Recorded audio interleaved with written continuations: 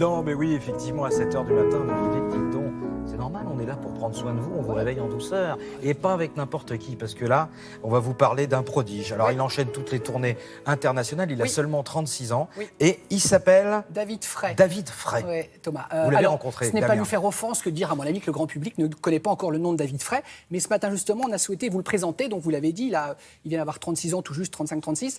Il sera dans les jours à venir en Italie, en Nouvelle-Zélande, aux États-Unis, au Kazakhstan. Ah oui, non, tournée mondiale, ce garçon.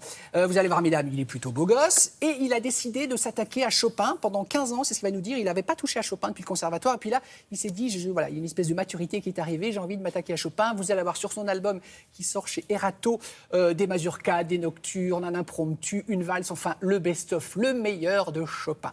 Nous l'avons rencontré, ce garçon. Il vient du sud-ouest. Vous allez voir, il a un petit accent reconnaissable. Regardez.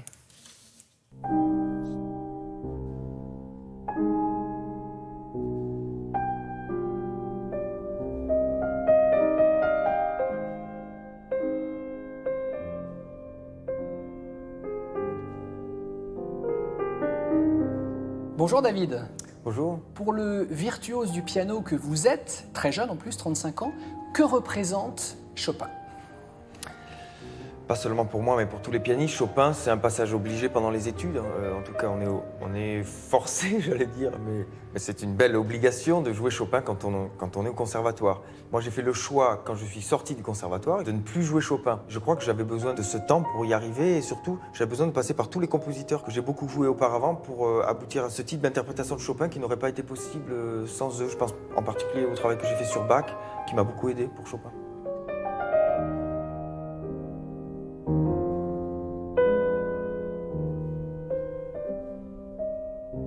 Vous jouez un peu partout dans le monde, Allemagne, en Europe évidemment, Japon. Qu'est-ce qui, selon vous, fait que vous, aujourd'hui, avez cette notoriété ? La chance, les rencontres, le travail, ça c'est sûr. Vous savez, moi je suis entouré de gens qui ont aussi du talent et qui ne font pas forcément de grandes carrières. Donc, vous voyez, on ne fait jamais, à mon avis, la carrière exactement que l'on mérite.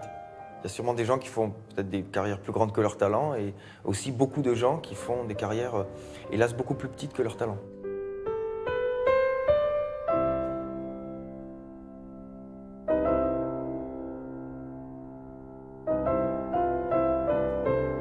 Ce qui m'a interpellé en vous voyant jouer, c'est que vous vous voûtez devant votre clavier comme si vous ne faisiez plus qu'un avec le piano. Ouais, C'est étonnant. je recommande pas ça par contre. C'est une habitude que j'ai, contre laquelle j'essaye de lutter d'ailleurs.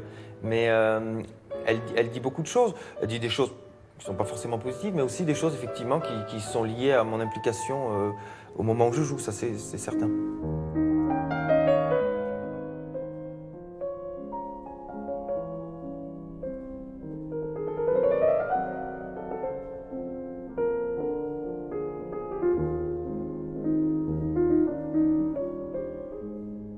Quand vous jouez dans le monde entier, est-ce que vous percevez des différences de public ? Est-ce qu'un Oui. public japonais va être différent d'un public américain ou italien ou allemand ? Oui, d'un point de vue tout à fait anecdotique, vous avez des publics qui se lèvent immédiatement. Lesquels ? Ça ne veut pas dire que vous...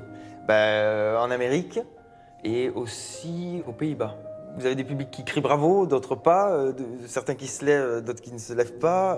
Par exemple, il y a une tradition que j'ai découverte en Hongrie. Ils font une accélération des applaudissements. Donc ils partent tous ensemble. Donc ça, comme ça. Voilà, assez, et puis ils accélèrent progressivement. Oui. Ah, dites donc, C'est ça tout à fait porte frappant. ça. Non, mais c'est... Vous voyez, chaque pays a ses traditions.